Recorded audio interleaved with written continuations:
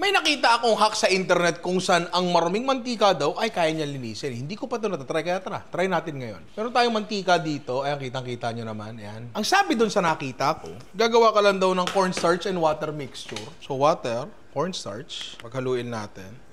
Tapos ilalagay mo daw itong mixture na to dyan. Ang idea ata nito is yung mga bagay-bagay na nakalutang dyan, kakapit doon sa cornstarch mamaya kapag parang gelatin siya. Ayan o, ayan, ayun o, tira mo. Medyo kumakapit nga siya. Kukunin natin yan. Ayun o.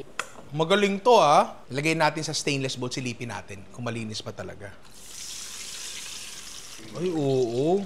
Tsaka tinan mo to, konti lang yung natirang harina pagkatapos magprito. Okay to may benefit to. Tsaka alam mo ano pang maganda dito. Kung ikaw ay nagpiprito ng kunyari sa restaurant, experience namin dati yan. Kapag maraming piniprito nyo, kasi minsan hindi kaya nung deep fryer namin, sobrang dami kasi. Hindi pwedeng dire-diretso kasi napapagod yung mantika mo, napupuno ng harina yon. Pwede mong gawin to, isang salang lang na ganyan, spend ka lang ng around mga 10 minutes, pwede ka na uli magsalang. Try nyo, ibang klase. Alam mo ano ba ibang klase? Eto pare, Ninong Rai merch, pare kapag umorder kayo nito, meron tayo riding jersey at saka polo. Pare, pag umorder kayo nito, alin man dyan sa dalawa, meron kayong sticker pack hanggang buong September, pare. Hanggang buong September. Pag umorder kayo, meron kayo isang malupit na waterproof sticker pack, pare. I love you all.